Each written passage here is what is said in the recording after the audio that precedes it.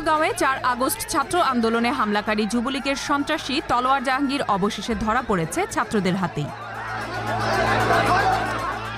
ঠাকুরগাঁও আদালত চত্বরে ধর্ষণের বিরুদ্ধে ছাত্রছাত্রীদের প্রতিবাদে অংশ নিতে গিয়ে শিক্ষার্থীদের হাতে ধরা পড়েন জাহাঙ্গীর। পরে উত্তেজিত শিক্ষার্থীরা তাকে গণপিটুনি দিয়ে পুলিশের হাতে তুলে দেন। ঠাকুরগাঁও সদর থানার ভারপ্রাপ্ত কর্মকর্তা জানান, জাহাঙ্গীরকে হেফাজতে নেওয়া হয়েছে, তার বিরুদ্ধে আগের মামলাগুলো খতিয়ে দেখা হচ্ছে এবং আইন অনুযায়ী ব্যবস্থা নেওয়া হবে।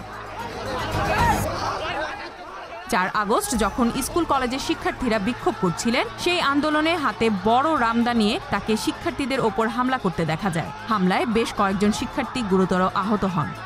আওয়ামী সন্ত্রাসীর দোসররা দেশের বিরুদ্ধে ষড়যন্ত্র করার জন্য নানা রূপ ধরে এখনও সমাজে ঘুরে বেড়াচ্ছে, কিন্তু আইনশৃঙ্খলা বাহিনীর পাশাপাশি দেশের জনগণ একত্রিত হয়ে তাদের ষড়যন্ত্রকে বৃদ্ধাঙ্গুলি দেখিয়ে নতুন বাংলাদেশ গড়তে দৃঢ় প্রতিজ্ঞ। Z news, Dhaka.